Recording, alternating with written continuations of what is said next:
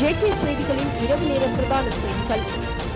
தேர்தல்களை நடத்துவது குறித்த முடிவுகளை நாடாளுமன்றம் தேர்தல் ஆணைக்குழுவுமே முடிவு எடுக்க வேண்டுமே தவிர ஒரு கட்சியின் பொதுச் செயலாளர் தேர்தல் நடத்தப்படுமா இல்லையா என்பதை எவ்வாறு அறிவிக்க முடியும் என்று நாடாளுமன்ற உறுப்பினர் நாமல் ராஜபக்ஷ கேள்வி எழுப்பியுள்ளார். பாணந்துறையில் நேற்று முன்தினம் நடைபெற்ற பொதுக்கூட்டத்தில் கலந்து கொண்டு உரையாற்றிய அவர் ஜேவிபியின் பொதுச் செயலாளர் ரில்வின் சில்வா ஜாழ்ப்பாணத்துக்கு மேற்கொண்ட விஜயத்தின் போது வெளியிடப்பட்டிருந்த கருத்துக்களை பெயர் குறிப்பிடாமல் கடுமையாக விமர்சித்திருந்தார். நாடாளுமன்றமும் தேர்தல் ஆணையாளருமே தேர்தல் குறித்து தீர்மானிக்க வேண்டும் என்றும் நாடு முழுவதும் சுற்றித் திரியும் ஒரு கட்சி செயலாளரால் தேர்தலை தீர்மானிக்க முடியாது என்றும் குறிப்பிட்ட அவர் இந்த ஆண்டில் தேர்தல் நடக்குமா இல்லையா என்று அறிவிக்க அத்தகைய செயலாளர்களுக்கு எந்த ஒரு சட்டப்பூர்வ அதிகாரமும் இல்லை என்றும் அனைத்து முடிவுகளும் அரசியலமைப்பு நிறுவனங்கள் மூலமாகவே எடுக்கப்பட வேண்டும் என்றும் அவர் வலியுறுத்தியுள்ளார். தற்போதைய சூழலில் வரவிருக்கும் தேர்தல் குறித்து அதிகாரப்பூர்வ அறிவிப்புகள் எதுவும் இல்லாத போதிலும் பொதுஜன பெரமுனவின் கூட்டங்களில் பெருந்திரளான மக்கள் தொடர்ந்து கலந்து கொள்வது தற்போதைய அரசாங்கத்தின் மீதான பொதுமக்களின் அதிருப்தியையும் தங்கள் கட்சியின் மீது மக்கள் வைத்துள்ள நம்பிக்கையையும் பிரதிபலிப்பதாக நாமல் இதன் போது குறிப்பிட்டுள்ளார். பல்வேறு அரசியல் சவால்களை எதிர்கொண்டு அடிமட்ட அளவில் கட்சி இன்னும் பலமாக செயல்பட்டு வருவதாக குறிப்பிட்ட அவர் தற்போதைய நிர்வாகத்தின் மக்கள் விரோத கொள்கைகளுக்கு எதிராக தங்கள் கட்சி தொடர்ந்தும் குரல் கொடுத்து வருவதாகவும் அவர் தெரிவித்துள்ளார். அத்துடன் இளைஞர்களுக்கு பொய்யான வாக்குறுதிகளை அளித்தே தற்போதைய அரசாங்கம் ஆட்சிக்கு வந்ததாகவும் குற்றம் சாட்டிய அவர் அந்நிய செலவாணி வரவு வாகன சலுகைகள் பட்டதாரிகளுக்கான வேலைவாய்ப்பு மற்றும் தொழில்துறை மண்டலங்களை உருவாக்குதல் போன்ற வாக்குறுதிகள் எவையும் நிறைவேற்றப்படவில்லை என்றும் குற்றம் சாட்டியுள்ளார். மேலும் நாட்டின் பொருளாதார சவால்களை எதிர்கொள்வதற்கு அரசாங்கத்திடம் முறையான திட்டங்கள் எதுவும் இல்லை என்று விமர்சித்த இவர் நாட்டின் பொருளாதார மற்றும் அமெரிக்க டாலருக்கு நிகராக ரூபாயின் பெறுமதி வீழ்ச்சியடைவது குறித்து அரசாங்கத்தின் அமைச்சர்களே பரஸ்பர முரண்பாடான கருத்துக்களை வெளியிட்டு வருவதாகவும் அவர் கூறியுள்ளார். இலங்கையின் வாகனங்கள் வாங்குவதற்கு வழங்கப்படும் கடன் வசதிகளில் செய்யப்பட்டுள்ள திருத்தங்களால் வாகன இறக்குமதி மற்றும் விற்பனை சரிவு ஏற்பட வாய்ப்புள்ளதாக வாகன இறக்குமதியாளர்கள் கூறுகின்றனர். அத்துடன் தற்போதைய சூழ்நிலையில் வாகனங்களின் விலை உயரும் அபாயம் இருப்பதாகவும் அவர்கள் மேலும் சுட்டிக்காட்டியுள்ளனர். நிதி அமைப்பின் ஸ்திரத்தன்மையை பாதுகாப்பதற்கும் அபாயங்களை கட்டுப்படுத்துவதற்கு மோட்டார் வாகனங்களுக்காக வழங்கப்படும் கடன் வசதிகளின் எல்லைகளை நேற்று முதல் மட்டுப்படுத்துவதற்கு மத்திய நடவடிக்கை எடுத்துள்ளது.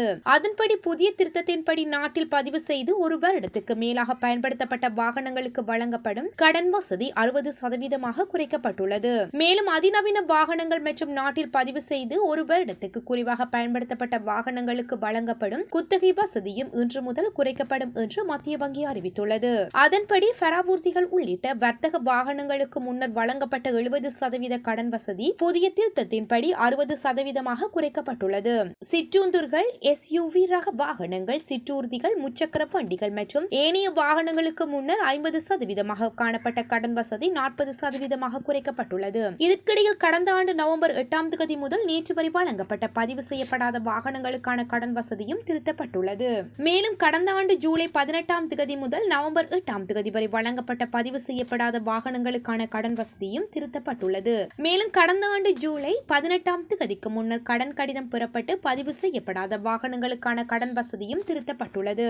அதன்படி வர்த்தக வாகனங்களுக்கான கடன் வசதி 90% திருத்தப்பட்டுள்ளது. இதற்கமைய சிற்றூந்துர்கள், SUV ரக வாகனங்கள் மற்றும் சிற்றூர்திகளுக்கான கடன் வசதி 50%, முச்சக்கர வண்டிகளுக்கு 20% திருத்தப்பட்டுள்ளது. அதேபோல் இலகு ரக வண்டிகளுக்கு 90%, மற்ற வாகனங்களுக்கு 70% வழங்கப்படும் கடன் வசதிகள் திருத்தப்பட்டுள்ளது. எனினும் இந்த வகைகளைச் சேர்ந்த மின்சார வாகனங்களுக்கான கடன் வசதி 90% திருத்தப்பட்டுள்ளது. மேலும் ஹைபிரிட் வகையைச் சேர்ந்த SUV ரக வாகனங்கள், சிற்றூதிர்கள் மற்றும் சிற்றூந்திர்களுக்கான வழங்கப்படும் கடன் வசதி 50% திருத்தப்பட்டுள்ளமை குறிப்பிடத்தக்கது. நிலுவையில் உள்ள சட்ட சிக்கல்கள் தீர்க்கப்பட்டவுடன் மாகாண சபை தேர்தல் நடத்தப்படும் என்று தேர்தல் ஆணைக்குழுவின் தலைவர் RMAL ரத்நாயக்க தெரிவித்துள்ளார். அத்துடன் மாகாண சபை தேர்தல்களை இந்த ஆண்டில் நடத்த முடியாது என்று அரசியல்வாதிகள் தெரிவிக்கும் கருத்துக்களை தேர்தல் ஆணைக்குழு நிராகரித்துள்ளது. மாகாண சபை தேர்தல்களை இந்த ஆண்டில் நடத்த முடியாது என்று ஜேவிபியின் பொதுச் செயலாளர் ரில்வின் சில்வா அண்மையில் வெளியிட்டிருந்த கருத்துக்கு பதிலளிக்கும் போதே தேர்தல் ஆணைக்குழுவின் தலைவர் இதனை குறிப்பிட்டுள்ளார். இது குறித்து அவர் மேலும் தெரிவிக்கையில் அரசியல்வாதிகள் அல்லது பல்வேறு தனிநபர்கள் வெளியிடும் கருத்துக்களை தேர்தல் ஆணைக்குழு ஒருபோதும் தீவிரமாக எடுத்துக்கொள்வதில்லை. தேர்தல் நடத்துவது குறித்து அரசியல்வாதிகள் கருத்து தெரிவிப்பது பொருத்தமற்றது என்றும் வெவ்வேறு நபர்கள் கூறும் அறிக்கைகள் எங்களுக்கு முக்கியமல்ல. தற்போதைய சட்ட ரீதியான நிலைமைகளை ஆராய்ந்து அதன் அடிப்படையிலேயே நாங்கள் செயற்படுவோம். நீண்ட காலமாக தாமதமடைந்து வரும் மாகாண சபை தேர்தல்களை நடத்துவதற்கான சட்ட பின்னணிகளை ஆராய்ந்து பரிந்துரைகளை வழங்குவதற்காக நாடாளுமன்றத்தினால் ஏற்கனவே ஒரு குழு நியமிக்கப்பட்டுள்ளது. தேர்தல்களை நடத்துவதற்கான நிதி ஒதுக்கீடுகள் தேசிய வரவு செலவு திட்டத்தின் மூலமாக ஏற்கனவே ஒதுக்கப்பட்டுள்ள அதேவேளை அதற்கான நிதியத்தை திரைச்சேரி விடுவிக்கும் என்றும் அவர் தெரிவித்தார். அரசு பல்கலைக்கழகங்களின் 2018 கீழ் 19 மற்றும் 2019 கீழ் 20 ஆகிய கல்வியாண்டுகளுக்குரிய கல்வியல் பட்டதாரிகளை ஆசிரியர் சேவைக்கு இணைத்துக் கொள்ளாமை தொடர்பாக எழுந்துள்ள பிரச்சினை குறித்து பேச்சுவார்த்தை நடத்தப்பட உள்ளதாக தகவல்கள் வெளியாகியுள்ளது. அந்த வகையில் உயர்கல்வி மற்றும் தொழிற்கல்வி அமைச்சரும் பிரதமருமான ஹரணி அமரசூரிய மற்றும் கல்வியல் பட்டதாரிகள் சங்கத்தின் பிரதிநிதிகளுக்கு இடையிலான பேச்சுவார்த்தை ஒன்று இன்று நடைபெற்றுள்ளது. இலங்கை ஆசிரியர் சேவை சட்டத்தின் ஆசிரியர் நியமன அட்டவணைப்படி தங்கள் ஆசிரியர் சேவையின் 2.2 தரத்துக்கு தரமான நேர்முக தேர்வு மற்றும் செய்முறை தேர்வு ஆகியவற்றின் ஊடாக மாத்திரமே இணைத்துக் கொள்ள வேண்டும் என்று அந்த சங்கம் சுட்டிக்காட்டுகின்றது. எனினும் இந்த பட்டதாரிகள் இதுவரை ஆசிரியர் சேவைக்கு இணைத்துக் கொள்ளப்படவில்லை என்பதுடன் இது தொடர்பாக இதுவரை எவ்வித தெளிவான நடவடிக்கைகளும் எடுக்கப்படவில்லை என்றும் தெரிவிக்கப்படுகின்றது. இது குறித்து கடந்த பிப்ரவரி மாதம் 10ஆம் தேதி பிரதமருடன் பேச்சுவார்த்தை ஒன்று நடத்தப்பட்டதுடன் அதற்கமைய மார்ச் மாதம் 3ஆம் தேதி எடுக்கப்பட்ட அமைச்சரவை தீர்மானத்தின்படி ஏனைய பட்டதாரிகளை ஆசிரியர் சேவைக்கு இணைத்துக் கொள்ளும் நடைமுறைக்கு இணையாக இந்த கல்வியல் பட்டதாரிகளையும் இணைத்துக் கொள்ள நடவடிக்கை எடுக்கப்பட்டிருக்க வேண்டும் என்றும் குறிப்பிடப்படுகின்றது. இது தொடர்பான விடயம் பிரதமரின் அலுவலகத்தினால் மாகாண சபைகளுக்கு அனுப்பி வைக்கப்பட்ட போதிலும் அந்த கடிதத்தில் உள்வாங்கப்பட வேண்டிய பட்டதாரிகளின் துல்லியமான எண்ணிக்கை குறிப்பிடப்படவில்லை என்று மாகாண சபைகள் தெரிவித்துள்ளன. அத்துடன் தற்போது மேற்கொள்ளப்பட்டு வரும் 23,000 ஆசிரியர்களை இணைத்துக் கொள்ளும் நடைமுறையின் கீழ் இந்த கல்வியல் பட்டதாரிகள் இணைத்துக் கொள்ள முடியாது என்றும் மாகாண சபைகள் தெரிவித்துள்ளமை குறிப்பிடத்தக்கது. எதிர்காலத்தில் எரிபொருள் விலையில் பெரிய அளவிலான அதிகரிப்பையோ அல்லது குறைப்பையோ எதிர்பார்க்க முடியாது என்று இலங்கை பெட்ரோலிய கூட்டுத்தாபனம் மற்றும் மொத்த முனையங்கள் நிறுவனத்தின் நிர்வாக பணியாளர் மயூரநந்திக குமாரே தெரிவித்துள்ளார். நாட்டில் தற்போது ஜூலை மாத இறுதி வரை போதுமான அளவு எரிபொருள் கையிருப்புள்ளதாகவும் அவர் கூறியுள்ளார். மேலும் இந்த மாதத்தில் 28 மற்றும் 31ஆம் தேதிகளில் மேலும் 2 கச்சா எண்ணெய் கப்பல்கள் நாட்டுக்கு வர இருப்பதாகவும் அவர் குறிப்பிட்டிருந்தார். எரிபொருள் விலைகளை குறையக்கூடும் என்ற சில வதந்திகளை தொடர்ந்து பலரும் எரிபொருள்களை பெற்றுக் கொள்வதற்காக வருகை தருவதாக குறிப்பிட்ட மயூரநந்திக குமாரகே இதுவரையில் விலை குறைப்பு தொடர்பான எந்தவொரு முடிவும் எடுக்கப்படவில்லை என்றும் அவர் தெரிவித்துள்ளார். எவ்வாறாயினும் நாட்டில் எரிபொருள் பற்றாக்குறை எதுவும் இல்லை என்று அவர் மேலும் தெரிவித்துள்ளார். ஜனவரி 1ஆம் தேதி முதல் மே 24ஆம் தேதி வரையிலான காலப்பகுதியில் மொத்தம் 9,90,032 சுற்றுலா பயணிகள் நாட்டுக்கு வருகை தந்துள்ள என்று குறிப்பிடப்படுகின்றது. குறித்த விடயத்தினை இலங்கை சுற்றுலா அபிவிருத்தி அதிகார சபை தெரிவித்துள்ளது. வருகை தந்தவர்களில் பெரும்பாலானோர் இந்திய பிரஜைகளும் ஆவார். அவர்களின் எண்ணிக்கை 2,36,916 பதிவாகியுள்ளது. இதற்கு மேலதிகமாக பிரித்தானியா, ரஷ்யா மற்றும் ஜெர்மனி மற்றும் சீனா ஆகிய நாடுகளில் இருந்து கணிசமான எண்ணிக்கையிலான சுற்றுலா பயணிகள் வருகை தந்துள்ளனர். இதேவேளை மே மாதம் 1ஆம் தேதி முதல் இன்று 24ஆம் தேதி வரையிலான காலப்பகுதியில் மட்டும் 1,13,755 சுற்றுலா பயணிகள் இலங்கைக்கு வருகை தந்துள்ளதாக இலங்கை சுற்றுலா அபிவிருத்தி அதிகார சபை மேலும் தெரிவித்துள்ளது.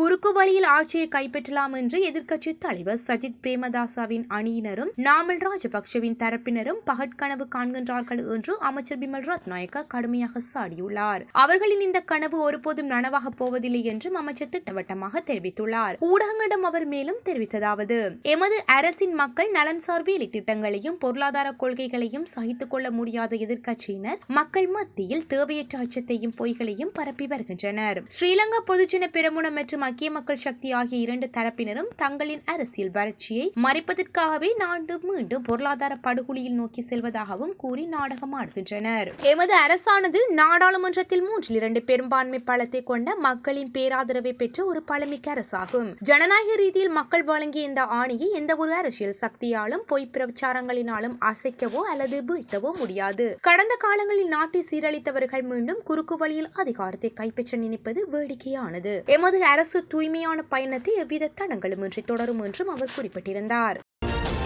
அமெரிக்காவுடனான போர் நிறுத்த ஒப்பந்தம் உடனடியாக கைத்தெழுத்தாகாது என்று ஈரான் தெரிவித்துள்ளது. போர் நிறுத்த ஒப்பந்தம் தொடர்பாக அமெரிக்கா ஈரான் இடையே பேச்சுவார்த்தையில் முன்னேற்றம் ஏற்பட்டுள்ளதாக கூறப்படும் நிலையில் ஒப்பந்தம் உடனடியாக கைத்தெழுத்தாகாது என்று ஈரான் தெரிவித்துள்ளது. இது பற்றி ஈரான் வெளியுறவு செய்தி தொடர்பான இஸ்மாமி பஹேக் பேசுகையில், பேச்சுவார்த்தையில் பெரும்பாலான விஷயங்களில் எங்களுக்குள் உடன்பாடு ஏற்பட்டுள்ளது என்று கூறுவதே சரியாக இருக்கும். இதனாலேயே ஒப்பந்தம் உடனடியாக கைத்தெழுத்தாகாது என்று யாரும் கூற முடியாது.